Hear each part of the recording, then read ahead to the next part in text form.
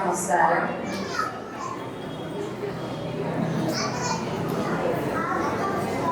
പൻവേൽ NSSന്റെ ആഭിമുഖ്യത്തിൽ 2014 തുടങ്ങിയ തിരുവാതിര ആഘോഷം ഇപ്പോഴും നമ്മൾ ഗംഭീരമായിട്ട് തന്നെ ആഘോഷിക്കുകയാണ്. പല സ്ഥലങ്ങളിലും പ്രത്യേകിച്ച് കേരളത്തില് ഇതിനെപ്പറ്റി പറയുന്നത് കേൾക്കുമ്പോൾ അവർക്ക് തന്നെ ഒരു ചെറിയ അസൂയയാണ് ഉണ്ടാവാറുള്ളത്. കാരണം ഇപ്പോഴും ഇതൊക്കെ നടക്കുന്നുണ്ടോ, ഇത്രയും ഗംഭീരമായിട്ട് നടക്കുന്നുണ്ടോ എന്നുള്ള ഒരു ക്വസ്റ്റ്യൻ തന്നെ പലതിലും വരുന്നുണ്ട്.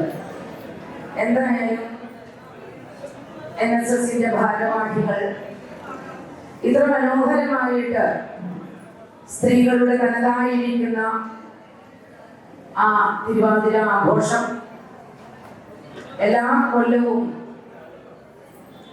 ഭംഗിയായി നടത്തി തരുവാൻ ഞങ്ങൾ സ്ത്രീകളെ പിന്തുണയ്ക്കുന്നതിന് പ്രത്യേക നന്ദി രേഖപ്പെടുത്തിക്കൊള്ളുന്നു.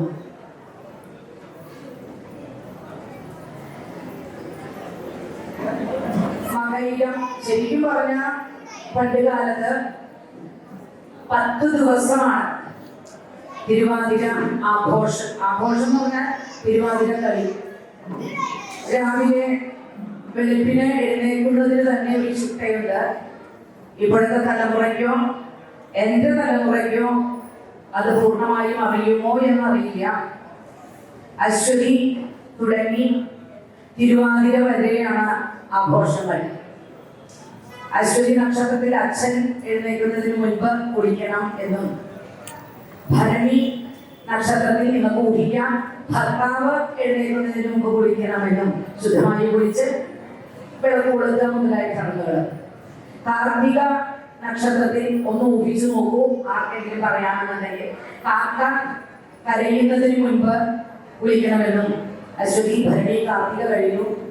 രോഹിണി നക്ഷത്രത്തിൽ രോമം കാണാൻ പറ്റാത്ത സമയത്ത് ആ സമയത്ത് എഴുന്നേറ്റ് കുളിക്കണമെന്നും, മകയിരം അശ്വതി ഭരണി കാർത്തിക രോഹിണി മകയിരം നക്ഷത്രത്തിൽ മക്കൾ എഴുന്നേൽക്കുന്നതിന് മുൻപ് കുളിക്കണമെന്നും, തിരുവാതിര നക്ഷത്രത്തിൽ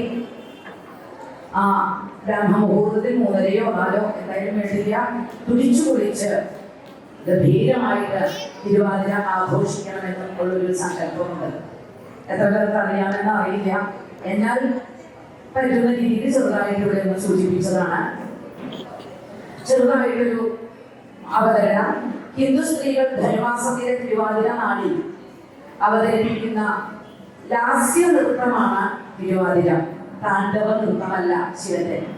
ലാസ്യം, ദേഹമനങ്ങി താഴ്ന്ന് ചുവടുകൾ വെച്ച് അതിമനോഹരമായിട്ട് ലാസ്യഭാവവും മുഖത്ത് ഭാവങ്ങളും അവതരിപ്പിക്കുന്ന ഒരു ഭാഗമാണ്.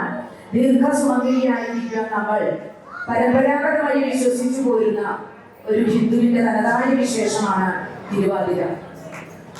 ശിവന്റെ കോപാഗ്നിയിൽ ഭസ്മമായി പോയ കാമദേവനെ ഭാര്യ രതിയുടെ പ്രാർത്ഥന കേട്ട് ജീവിപ്പിച്ചത് ഈ നൃത്തമാണെന്നും, അതിനാൽ തിരുവാതിര സ്ത്രീ ശക്തിയുടെയും ദാമ്പത്യ വിശ്വസ്തതയുടെയും ആഘോഷമാണ് എന്നും കരുതപ്പെടുന്നു. സ്ത്രൈണ സൗന്ദര്യത്തിന്റെയും ലാസ്യഭാവത്തിന്റെയും പൂർണ്ണതയാണ് തിരുവാതിര കളി. സതീദേവി പാർവതിയായി പുനർജനിച്ച ശേഷം ശിവനെ ഭർത്താവായി ലഭിക്കാൻ കഠിന തപസ് അനുഷ്ഠിച്ചു. തപസ്സിനൊടുവിൽ ശിവൻ പാർവതിയെ സ്വീകരിച്ചതിന്റെ സന്തോഷമാണ് തിരുവാതിര എന്നും വിശ്വാസമുണ്ട്. അടുത്തൊരു വിശ്വാസം പലാഴി മഥന സമയം കാളകൂടം കഴിച്ച ശിവന്റെ കഴുത്തിൽ കയറി വിഷം ബാധിക്കാതിരിക്കുവാൻ വേണ്ടിയിട്ട് പാർവതി ദേവി കഴുത്തിൽ പിടിച്ചു. അതിനുശേഷം മുഴുവൻ നേരവും ഉറങ്ങാതെ ഇരുന്ന് ശിവന് വേണ്ടി പ്രാർത്ഥിച്ചു. ഈ സമയത്ത് മറ്റു ദേവസ്ത്രീകൾ പാട്ടുപാടി നൃത്തമാണ്. അതും ഒരു ഐതിഹ്യമുണ്ട്.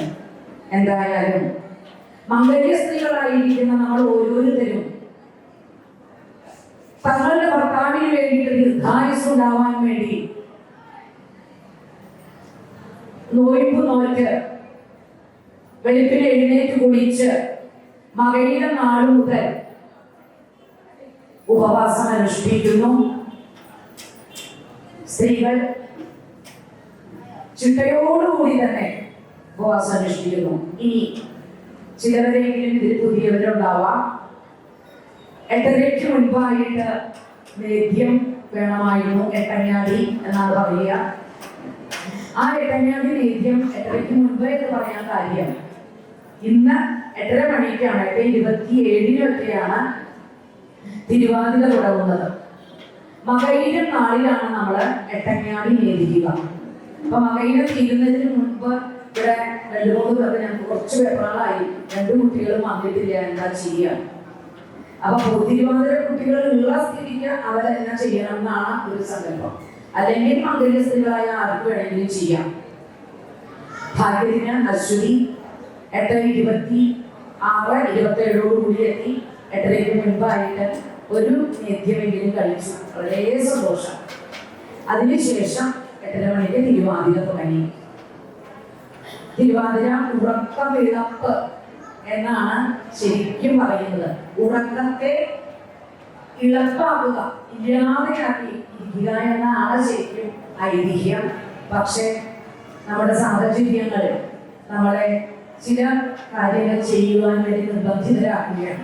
അതിനാൽ അർദ്ധരാത്രിക്ക് വരെ ഇത് ചെയ്ത് ശരിക്കും പിറ്റേ ദിവസം ആരംഭിച്ചു എന്ന് കാൽ വെച്ചു എന്ന് നമ്മൾ ചിന്തിച്ച് നമ്മൾ നിർത്തുകയാണ് പതിവ്. എല്ലാ തവണയും ഗണപതി, സരസ്വതി പദങ്ങൾ, കൃഷ്ണ കീർത്തനങ്ങൾ, ശിവന്റെ പദങ്ങൾ, വഞ്ചിപ്പാട്ട്, കുമ്മിയടി, കുറത്തി എന്നിവയാണ് തിരുവാതിരയുടെ ഓരോ ഐറ്റവും. വളരെ ഗംഭീരമായ ഊഞ്ഞാലാട്ടമുണ്ട്. നമുക്ക് ഊഞ്ഞാലാടാനൊന്നുമില്ല. തുടിച്ചുകൂടിയുണ്ട്. തുടിച്ചുകൂടി വളരെ ഗംഭീരമാണ്. തിരുവാതിര കഴിച്ചു കഴിഞ്ഞതിന് ശേഷം പതുക്കെ തങ്ങളുടെ കുളത്തിൽ പോയി സ്ത്രീകളെല്ലാവരും വെള്ളത്തിലേക്ക് ഒരു ചാട്ടമാണ് ചാടി കൈകൾ രണ്ടും വെള്ളത്തിന്റെ അടിയിൽ വെച്ച വെള്ളത്തിനെ ശബ്ദമുണ്ടാക്കി തുടിച്ചു കുടിച്ച് പാടും. തുടിച്ചുകൂടി പാട്ടുണ്ട്. ആ സമയത്ത് പാടി അവിടുന്ന് എഴുന്നേറ്റ് ഡ്രസ്സ് മാറി തലക്കിരുന്ന് കണ്ണെഴുതി പൊട്ട് തൊട്ട് അഷ്ടമംഗല്യത്തോടു കൂടിയാണ് പോവുക. പിന്നെ ദശപുഷ്പം ചൂടി തിരിച്ചു വന്നതിന് ശേഷം നമ്മൾ വീണ്ടും ഗണപതി, സരസ്വതി ചൊല്ലി കുമ്മിയടിയോ കുറത്തിപ്പാട്ടോ വഞ്ചിപ്പാട്ടോ പാടി മംഗളത്തോടുകൂടിയാണ് തിരുവാതിര ആഘോഷത്തിന്റെ ലാസ്യ നൃത്തം എന്ന് പറയപ്പെടുന്ന തിരുവാതിര കളി സമാപിക്കുന്നത്. അത്രയും നമുക്ക് പറ്റില്ലെങ്കിലും അതിന്റെ ഒരു 80% നമുക്ക് സാധിക്കുന്നുണ്ട്. സ്ത്രീകളെ വീണ്ടും ഞാൻ പറയുന്നു, സ്ത്രീകളുടെ ഈ ലാസ്യ നൃത്തമായിരിക്കുന്ന തിരുവാതിര കളിയും ഞങ്ങളുടെ ഉറക്കമിളപ്പും ഞങ്ങളുടെ പ്രാർത്ഥനയ്ക്കും എല്ലാത്തിനും ശക്തിയായിരിക്കുന്ന പുരുഷന്മാർക്ക് ഒന്നുകൂടി ഞങ്ങൾ നന്ദി രേഖപ്പെടുത്തിക്കൊണ്ട് അടുത്തതായി കട്ടൻ കാപ്പിയും ചിപ്സുമാണ്. അത് കഴിച്ച് തിരുവാതിര കളിക്ക് തുടക്കം കുറിക്കാം. ഹരേ കൃഷ്ണ, ഹരേ കൃഷ്ണ. ആദ്യമായി ഗണപതി സരസ്വതി വന്ദനത്തോടുകൂടി കളി ആരംഭിക്കുന്നു. ഗണപതി സരസ്വതി വന്ദനം കഴിക്കാൻ എത്തിയിരിക്കുന്നവര് ദയവ് ചെയ്ത് ഒട്ടും താമസിക്കാതെ തന്നെ അരങ്ങത്തേക്ക് വരുവാൻ താല്പര്യപ്പെടുന്നു.